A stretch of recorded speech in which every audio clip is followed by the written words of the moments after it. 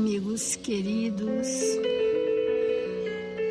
que a paz de Jesus inunde os nossos corações nesta hora, para sentirmos o equilíbrio para este dia, para esta jornada na terra. Senhor Jesus, que o fluxo divino do seu amor nos alcance nesta hora, aplacando as nossas dores, alentando nossos corações de esperança, de que seremos felizes, alinhados ao seu evangelho de amor, que seremos espíritos regozijados, plenificados na verdade, se os nossos passos se alinharem ao bem e à verdade. Quanto seremos felizes, Senhor, se estendermos as nossas mãos para abençoar, para amparar, para socorrer e para erguer aqueles que conosco compartilham a jornada terrena. Ensina-nos, Senhor, a servir em seu nome, sem perguntar a quem ou até quando, para que a nossa existência na terra seja pautada no exercício do seu evangelho. Assim, Mestre amado, com muita alegria e gratidão em nossos corações, sob a presença dos Espíritos responsáveis por este Evangelho, iniciamos as reflexões desta manhã. Obrigada, Senhor, obrigada, amigos, e que assim seja.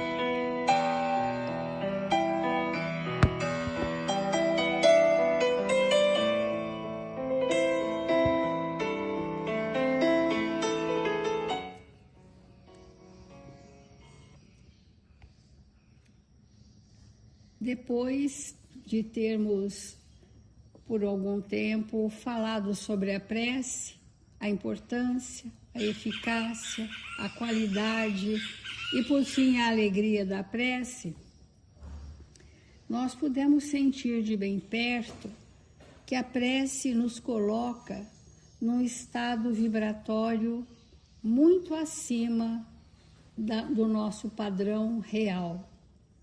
E isto se reverte numa proteção. A maior proteção que nós temos são as nossas obras e o estado vibratório das nossas preces. Isso que nos isenta das tentações, né? Depois do capítulo da prece, nós vamos entrar hoje num novo capítulo, que é o capítulo 28.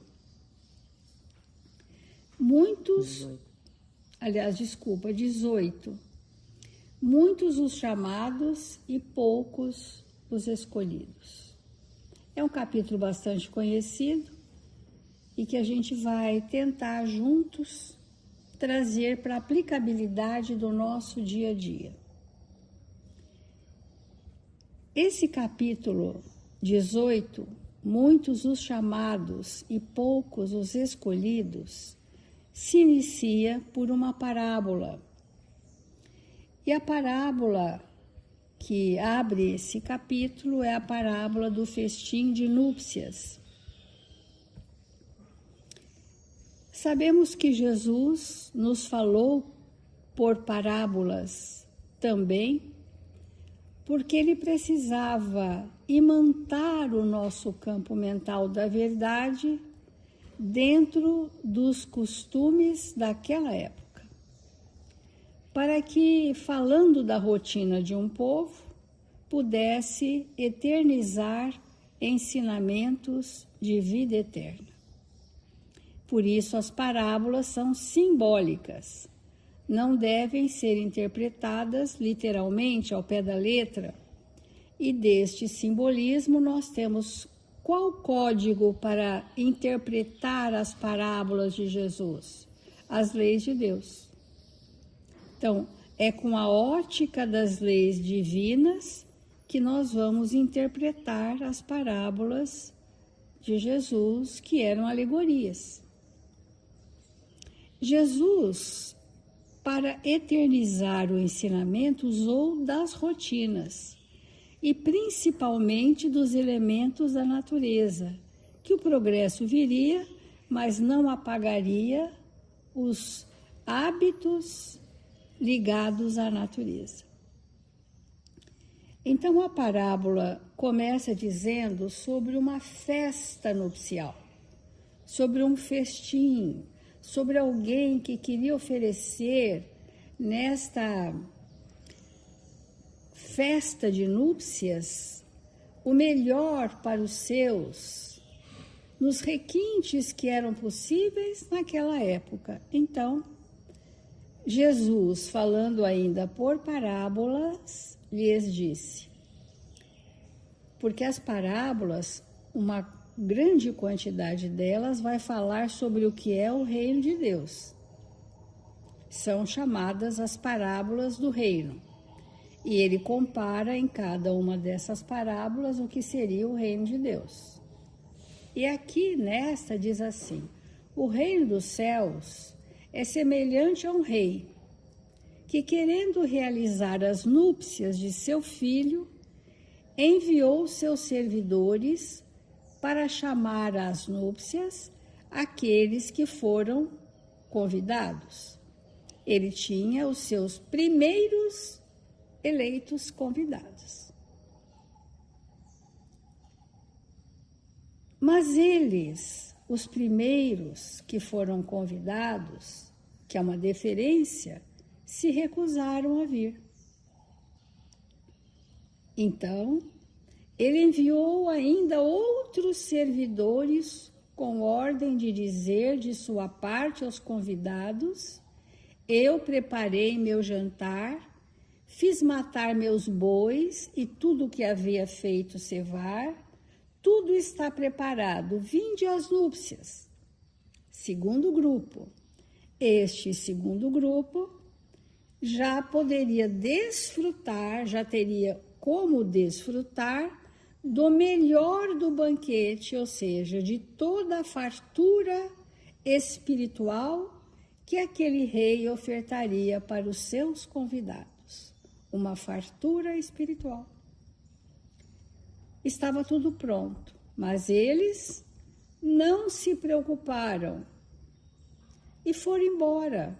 Uns foram à sua casa de campo, outros aos seus negócios, ficaram distraídos do convite do rei.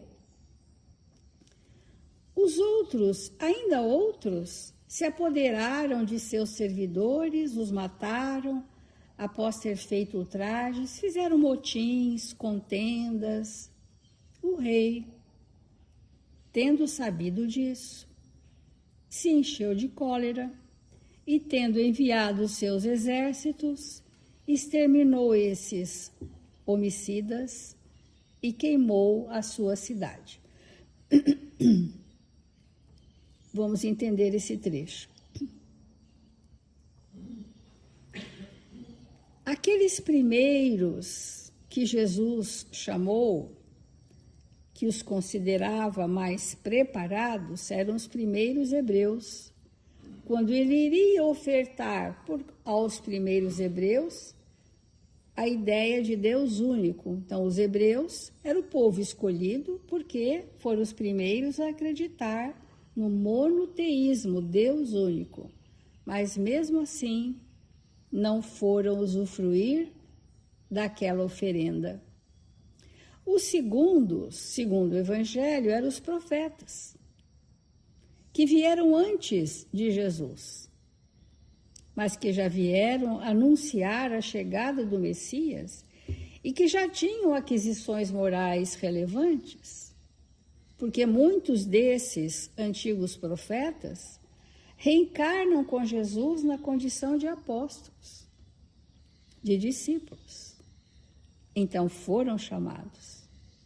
Mas e a multidão da ignorância, a grande multidão de espíritos que se enquadravam no comum das criaturas. Estes também passaram a ser chamados. Mas para que desfrutassem do banquete, precisavam ter a vestimenta correta, uma túnica que os habilitasse a estar no banquete, porque, na verdade, esse era um banquete de luz, esse era uma fartura da verdade, que Jesus iria trazer para todos. Então ele disse aos seus servidores, esse rei, né? O festim de núpcias está todo preparado, mas aqueles que haviam sido chamados dele não foram dignos. Em todos os séculos da humanidade, a verdade foi apresentada. O banquete, o nutriente do Espírito foi apresentado. Mas a grande maioria de nós não nos fizemos preparados. E aqui haviam sido chamados todos, mas desse chamado não foram dignos. Ninguém queria a verdade, embora fosse a maior necessidade do Espírito. Então, seus servidores, indo pelas ruas, reuniram todos aqueles que encontraram, qualquer um, bons, maus, e a sala de núpcias do banquete ficou cheia de pessoas que se sentaram à mesa. O rei entrou em seguida para ver aqueles que estavam à mesa e, tendo notado um homem que não estava com a roupa nupcial, lhe disse: Meu amigo, como entrastes aqui sem ter a roupa nupcial? E esse homem permaneceu mudo. Então o rei disse aos seus servos: Atai-lhe as mãos e os pés e lançai-o às trevas exteriores. É um simbolismo muito grande para nós entendermos que, nesta parábola, Jesus compara o reino dos céus, onde tudo é alegria e felicidade, então, simbolicamente, uma festa. Para os primeiros convidados, fez alusão aos hebreus, que Deus chamou primeiro ao conhecimento de sua lei, e por isso os hebreus, como povo escolhido, acreditavam já num Deus único. Então ele chamou os hebreus. Os enviados do Senhor são os profetas, que vieram exortá-los a seguir o caminho da verdadeira felicidade. Foram chamados. Mas suas palavras foram pouco escutadas.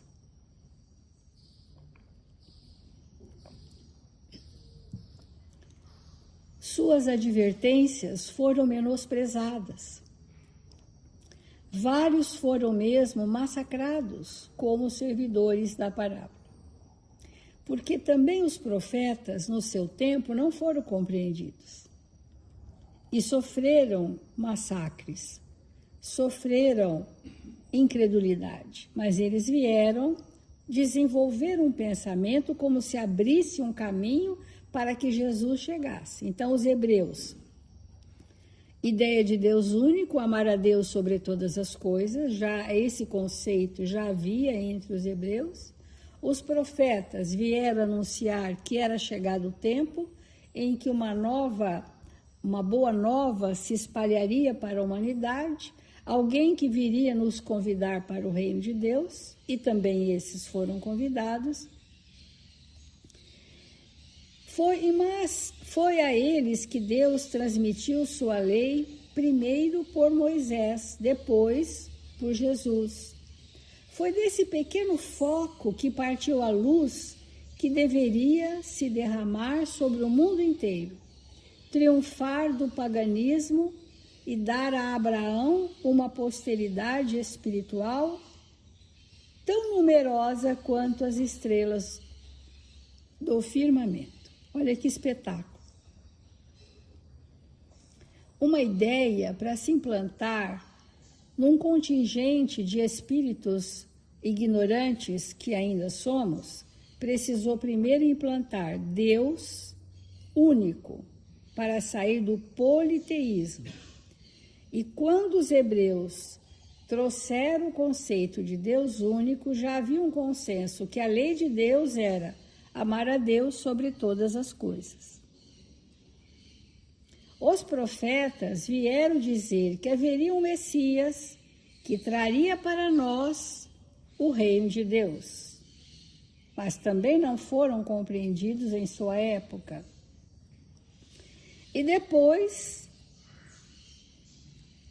foi a eles que Deus transmitiu a sua lei, as leis divinas, e trouxe para a humanidade, implanta na humanidade uma nova moral que haveria se desenvolver através do Evangelho. Era uma nova moral. A boa nova do reino de Deus é a nova moral.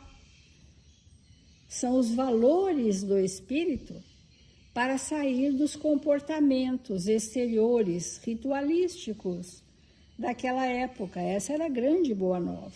Eu venho anunciar um novo reino, e que esse reino está dentro de nós, e que esse reino é de regozijo, da verdadeira felicidade, no simbolismo de ofertar um banquete para os seus mais próximos, né?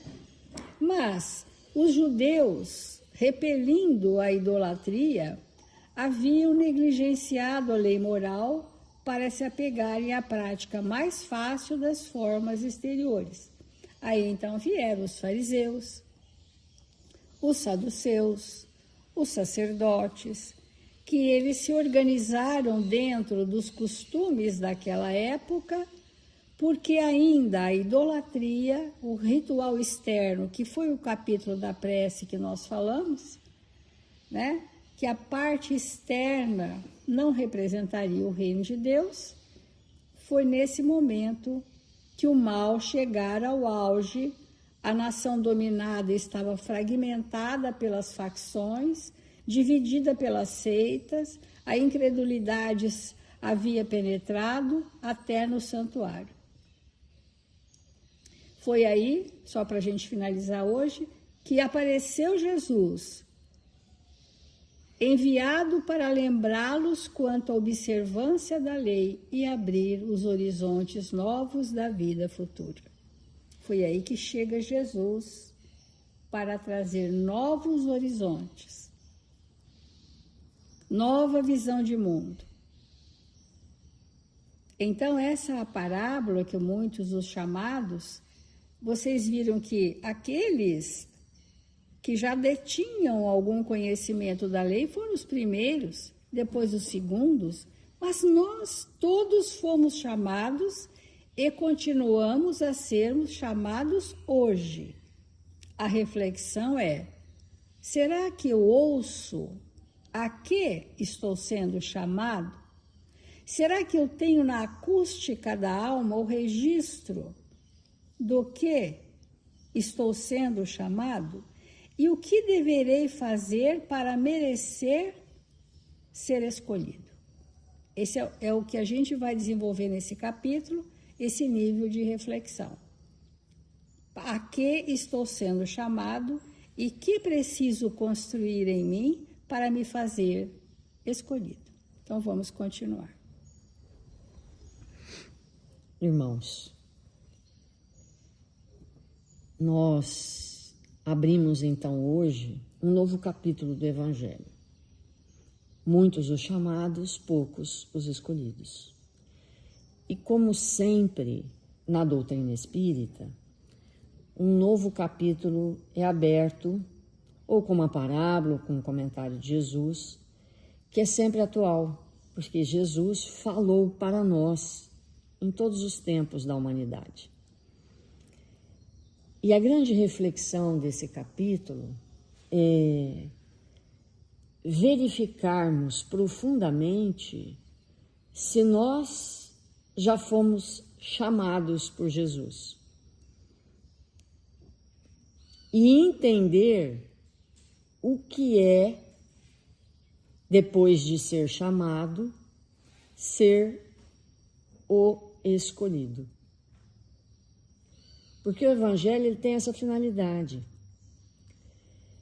E Quando que Jesus nos chama, ou nos chamou, ou nos chamará? Como que é esse entendimento? Para isso, nós trouxemos um texto de Emmanuel chamado Chamamento. E aí ele vai dizer assim: aguça os ouvidos e assinalarás os múltiplos chamados do Senhor ao testemunho do serviço, em teu próprio aperfeiçoamento a cada dia. Então, será que todos nós estamos aptos a ouvir o chamado de Jesus?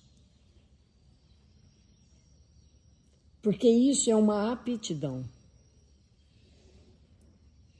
Será que todas as pessoas, Jesus chama a todos, como a Célia contou a parábola. Jesus chama a todos, todo o tempo e o tempo todo. Mas por que que alguns ouvem e outros não ouvem? Então vamos pensar numa pessoa que é um músico e ele está ouvindo uma música. Se alguém que está cantando desafina, a sensibilidade do músico percebe automaticamente e reconhece que a pessoa desafinou e que aquilo causa um mal-estar. Por quê? Quem é músico ouve diferente daquele que não é. Para aquele que não é músico, ele não vai perceber que desafinou, porque ele não tem sensibilidade auditiva para isso, ele não treinou para essa percepção. Se uma pessoa está tocando um instrumento, um piano, e pula uma notinha, ou erra, no lugar de tocar si, toca dó, e assim sucessivamente, quem não tem essa habilidade não percebe que houve um erro. Mas quem tem, imediatamente registra. Então, ouvir o chamado de Jesus não é para todo mundo. Nós temos que ter habilidades espirituais. Enquanto nós não desenvolvemos essas habilidades espirituais, a gente não escuta. Ele chama, mas a gente não ouve. E isso é muito importante. Chega um dia na nossa vida que nós nos cansamos de ser verdadeiras topeiras, verdadeiros espíritos acanhados espiritualmente. Chega um dia que nós nos cansamos de ser espíritos grosseiros para o chamamento divino. E aí nós passamos a desejar ardentemente desenvolver uma sensibilidade para escutar todo o tempo e o tempo todo esse chamado que vem ao nosso encontro.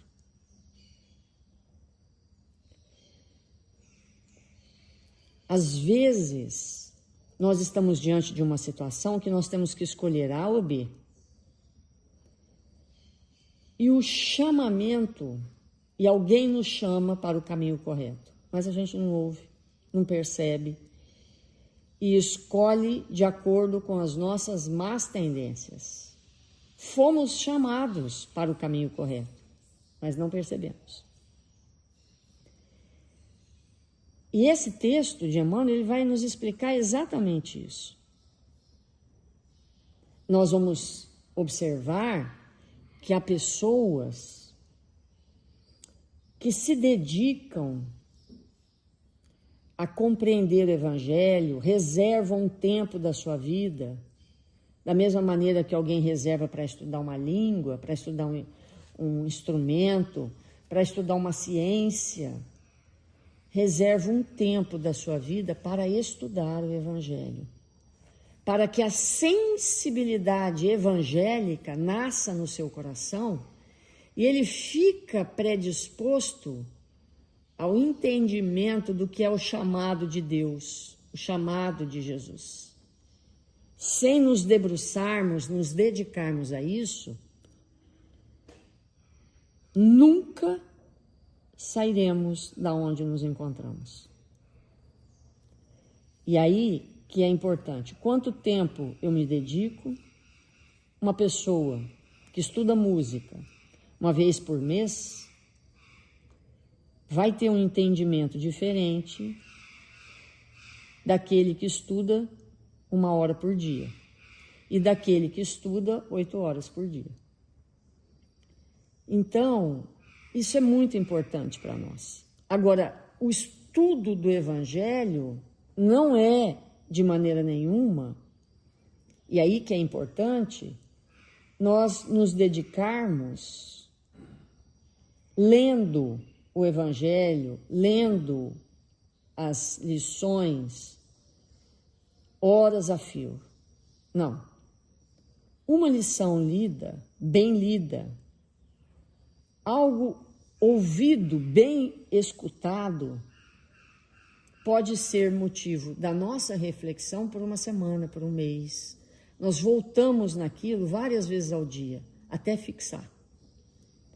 Então, nesse texto, ele está dizendo assim: os apelos do céu ressoam por toda parte, sem palavras, sem abalos, sem ruído. Olha que interessante. O chamado, o verdadeiro chamado de Jesus para nós, para que possamos adentrar, primeiro ver o reino de Deus, depois adentrar no reino de Deus, esse chamado, ele não é estrondoso, não é um grito, ele não é sonoro, ele chega da maneira mais silenciosa possível e toca, isso que é importante, toca as fibras mais íntimas do nosso coração. Aí ele vai dar um exemplo disso. E é tão rico esse exemplo que se nós prestarmos atenção, nós vamos começar a escutar esse chamado. Ele diz assim: é a dureza de coração que te convida ao exercício da piedade. Vamos deter o nosso pensamento nessa frase. Quantas milhares de vezes na nossa vida nós entramos em contato com um espírito endurecido no coração? Quantas milhares de vezes? Filho, marido, esposa, amigo, parente, chefe e etc. e tal. Alguém que chega com o coração extremamente endurecido. Naquele momento, se prestarmos atenção e se tivermos uma sensibilidade acurada, desenvolvida, nós vamos entender que aquela dureza do coração de alguém é um convite. É um chamamento. É um chamado de Jesus para nós. Jesus nos chama pelo nome. Então ele vai falar o nome, vamos falar um nome fictício, José ou Maria. Eu te chamo para que você desça sobre esse coração endurecido misericórdia. Eu te chamo. Piedade.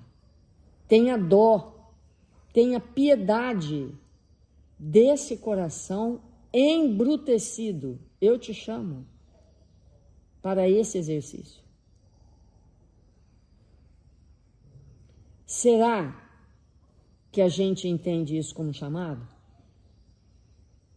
Cada um vai responder na sua intimidade. Porque o capítulo que nós vamos estudar é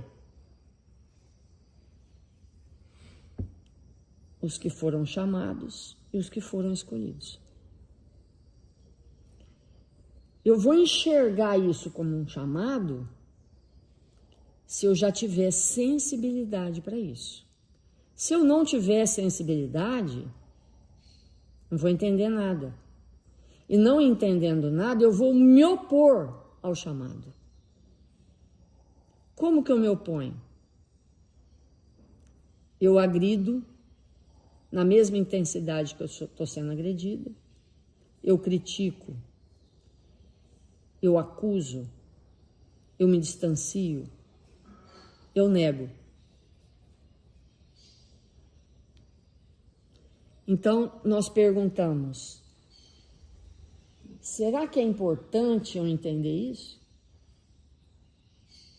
Porque se nós não estivermos dispostos a esse entendimento, ouvir isso que nós estamos falando é uma perda de tempo.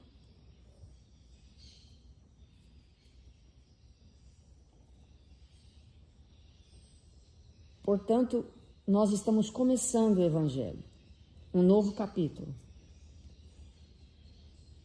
para que, adentrando cada vez mais na profundidade do que Jesus quer nos ensinar, possamos nos tornar espíritos melhores. Vamos fazer a nossa prece.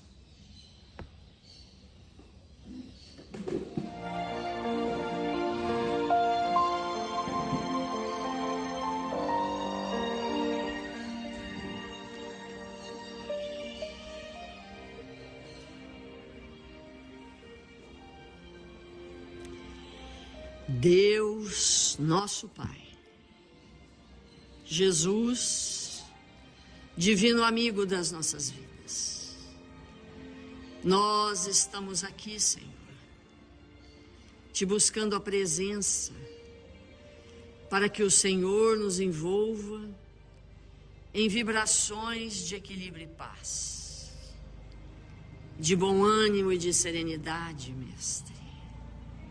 Pedimos nesta hora amparo espiritual, a fim de que nós possamos, nesse dia, Senhor, nos ligarmos ao seu coração generoso, nos fazendo espíritos melhores a cada dia, confiantes no seu amor e na sua misericórdia, Mestre. Que possamos cada vez mais compreender aqueles que nos cercam, nos envolvermos de misericórdia para perdoar, para envolver, para acalmar os nossos corações e escutarmos, Senhor, o chamado que vem do alto, para nos libertar das imensas dificuldades que trazemos. Que nesse dia, Senhor, possamos refletir nas tuas lições de vida eterna e nos fazermos espíritos melhores a cada dia. Que nós possamos amar como o Senhor nos amou, compreender como o Senhor nos compreendeu. Que possamos, Jesus, estabelecer momentos felizes nos nossos lares, apaziguando as dificuldades que surgem a partir das nossas incompreensões do seu Evangelho de amor. Nesta hora, rogamos Jesus por todos os nossos irmãos necessitados de prece, de amparo espiritual, que estão registrados nos cadernos de vibração da nossa casa e das casas irmãs, que eles possam ser abençoados, receberem de toda paz, de toda luz, e que o Senhor os abençoe. E nós outros possamos levar o nosso dia com alegria e bondade em nossos corações, realizando o melhor, nos entregando ao cumprimento das leis divinas e, em especial, nos disponibilizarmos para ouvir os chamados, a fim de que possamos adentrar no reino de Deus. Que o Senhor nos abençoe e nos fortaleça, hoje e sempre. Que assim seja.